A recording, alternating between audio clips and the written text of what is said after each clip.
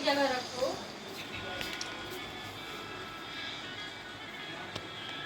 शंकर भगवान को आप जल चढ़ाना प्रारंभ कर दो। अगर दुख है ना जीवन में, शिव जी को जल चढ़ाना प्रारंभ कर दो।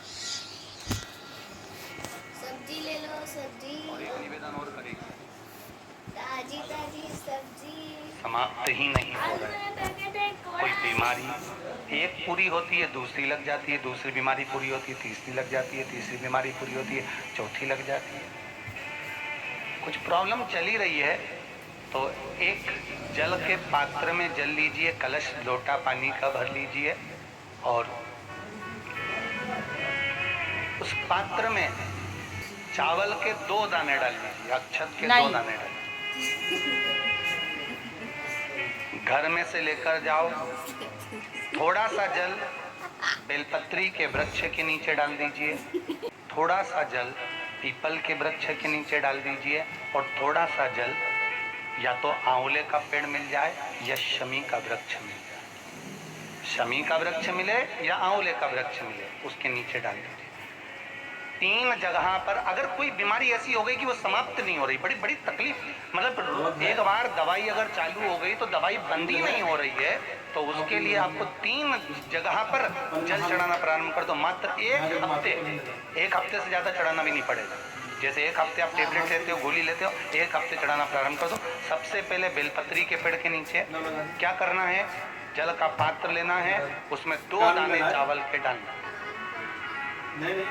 2 दाने अक्षत के डालिए। पहले बेलपत्री के पेड़ के नीचे जाओ, वहां जल चढ़ाओ, फिर जाइए पीपल के वृक्ष के नीचे, वहां जल चढ़ाइए, आखिरी में या तो शमी के नीचे या फिर आंवले के नीचे, इन दोनों में से कोई एक वृक्ष जिसके नीचे। पर एक हफ्ते अगर आपने आंवले में चढ़ाया है तो आंवले में ही चढ़ाना, शमी में चढ़ाया है तो शमी में चढ़ाना, ये बदल के मत चढ़ाना कि आज मैं शमी में चढ़ा देती हूँ कल आंवले में चढ़ा दूंगी, ऐसा नहीं। कितना सुंदर कहा है।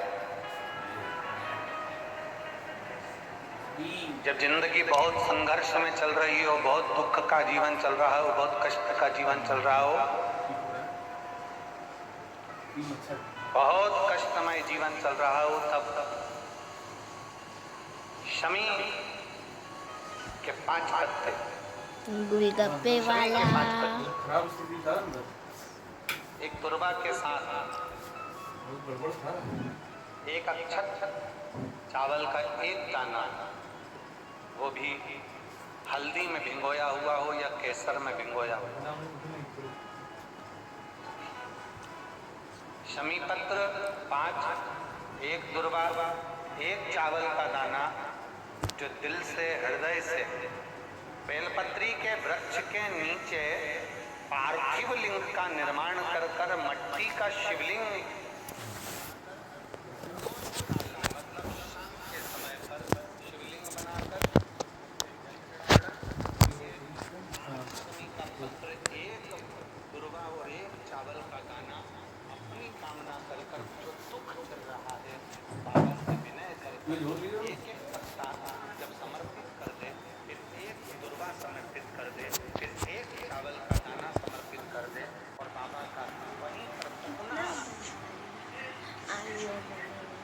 को जाने दो।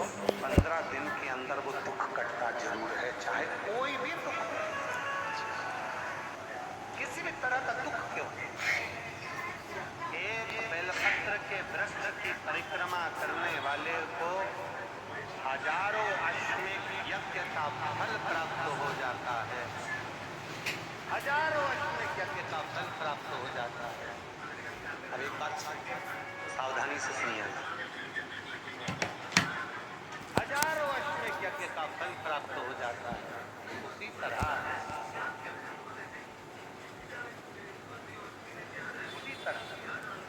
एक पार्थिव लिंग का निर्माण करने वाले को, मिट्टी का शिवलिंग का निर्माण कर पूजन करने वालों को 12 ज्योतिर्लिंग के शिवलिंग के दर्शन का पुण्य फल प्राप्त।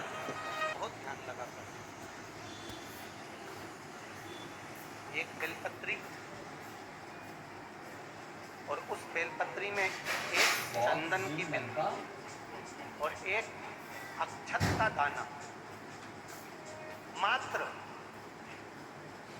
रखकर भी अगर शिवालय पर चढ़ा दी जाती है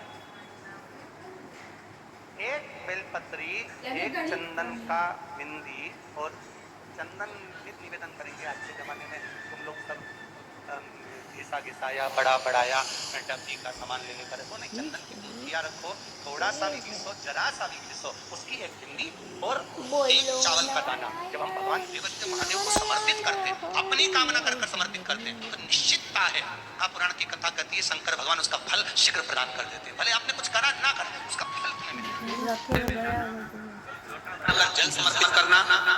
और कभी तुम्हारे जीवन में अगर तुमको लग रहा है कि मैं दुखों से पीछा छूट ही नहीं रहा, तब उस जगह पर बेलपत्री के मध्य भाग में पीला चंदन, ये जो पत्ती है और ये दो पत्ती हैं, ये बड़ी पत्ती और ये बीच की जो दो पत्ती है, इसके बीच में जो डंडी का भाग रहता है, जो बीच में डंडी का जो भाग है, बड़ी पत्ती और ये दो छोटी पत्ती के मध्य में जो डंडी का भाग है, उस डंडी के भाग में पीला चंदन और एक छत्तीला शंकर भगवान को आप अगर प्रदोष काल में समर्पित कर रहे हैं, तो ये निश्चित है कि धीरे धीरे कर वो दुख समाप्त होगा, वो दुख हटेगा ही।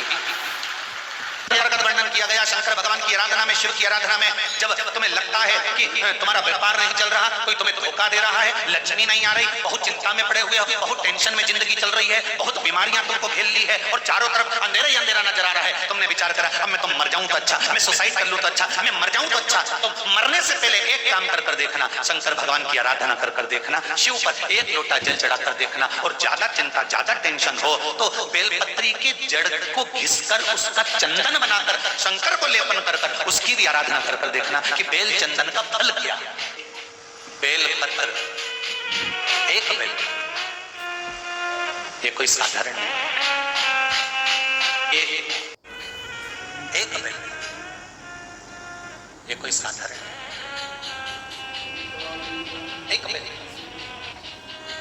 इसकी नीचे की डंडी से लेकर ये दो पत्तियां जहां लगी हैं और दो पत्ती से लेकर ये बीच की जो पत्ती है उसमें जो गैप है, उसमें जो जगह दिख रही है आपको, ये दो पत्ती से लेकर बीच की पत्ती के बीच में जो जगह खाली रहती है, 33 कोटि देवी देवताओं विराजमान रहते हैं इस बीच की जगह में। जब शिव जी को चढ़ाया जाता है तब इस पत्ती के बीच की जगह शंकर के शिवलिंग पर रखा जाता है, तो शिव जी इतने प्रसन्न होते हैं कि मेरी स्तुति करने के लिए ये भक्त 33 कोटि देवताओं को लेकर आया है मेरी स्तुति करने के लिए। लोग चावल लाए, लोग अंबारियां लाए, धन लाए, दौलत लाए, संपदा लाए, पर एक शंकर का भक्त ऐसा होता है जो एक बेलपत्री के रूप में 33 कोटि देवताओं को, 64 योगिनियों को, आदि शक्तियों को शंकर को समर्पित करता है। इतना सुंदर संवाद, इतना सुंदर बात कही कि भूल से किसी तीर्थ में नहीं गए, कहीं हमने तो उदान नहीं कर